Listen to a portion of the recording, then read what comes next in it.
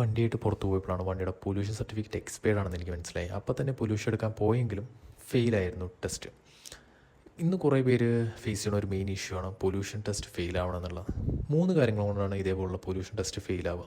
അതിൽ ഒന്നാമത്തെ റീസൺ, നിങ്ങൾ നിങ്ങളുടെ വണ്ടിയുടെ സ്പാർക്ക് പ്ലഗ്, എയർ ഫിൽറ്റർ പോലെയുള്ളവ നല്ല കണ്ടീഷനിലല്ല അല്ലെങ്കിൽ മോശം രീതിയിലാണ് ഇരിക്കണമെങ്കിൽ ഇതേപോലുള്ള പൊല്യൂഷൻ ടെസ്റ്റ് ഫെയിൽ ആവാൻ ചാൻസ് വളരെ കൂടുതലാണ്. നമ്പർ 2, നിങ്ങളുടെ എൻജിൻ ഓയിൽ ലെവൽ നിങ്ങൾ കറക്റ്റായിട്ട് മെയിൻറ്റെയിൻ ചെയ്യണില്ല എന്നുണ്ടെങ്കിലും ഇതേപോലുള്ള ടെസ്റ്റ് ഫെയിൽ ആവാൻ ചാൻസ് വളരെ കൂടുതലാണ്. നമ്പർ 3, നിങ്ങൾ നിങ്ങളുടെ വണ്ടിയുടെ സിസ്റ്റത്തിൽ കാർബൺ ഡെപ്പോസിറ്റ് അടിഞ്ഞിട്ടുണ്ടെങ്കിൽ ഇതേപോലുള്ള പൊല്യൂഷൻ ടെസ്റ്റ് ഫെയിൽ ആവാൻ ചാൻസ് ഉണ്ട്. ഇതിനുവേണ്ടി നിങ്ങൾ ചെയ്യേണ്ടത് എന്താ വെച്ചാൽ, നിങ്ങൾ പൊല്യൂഷൻ ടെസ്റ്റിന് പോകുന്നതിൻ്റെ മുമ്പ് നിങ്ങളുടെ വണ്ടിയുടെ സ്പാർക്ക് പ്ലഗും എയർ ഫിൽറ്ററും എപ്പോഴും ക്ലീൻ ആണോ നോക്കുക. ഇനി ക്ലീൻ ആക്കാൻ പറ്റില്ല എന്നുണ്ടെങ്കിൽ അത് റീപ്ലേസ് ചെയ്യാൻ നോക്കുക.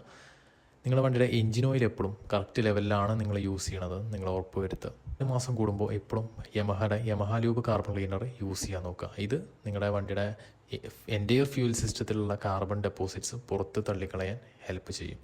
അപ്പോൾ നിങ്ങൾക്ക് നിങ്ങളുടെ പൊല്യൂഷൻ ടെസ്റ്റൊക്കെ ഫെയിലായിട്ടിരിക്കണം, നിങ്ങളുടെ കൂട്ടുകാർക്ക് ഇത് ഷെയർ ചെയ്യുക, അവരെ ഹെൽപ്പ് ചെയ്യാം.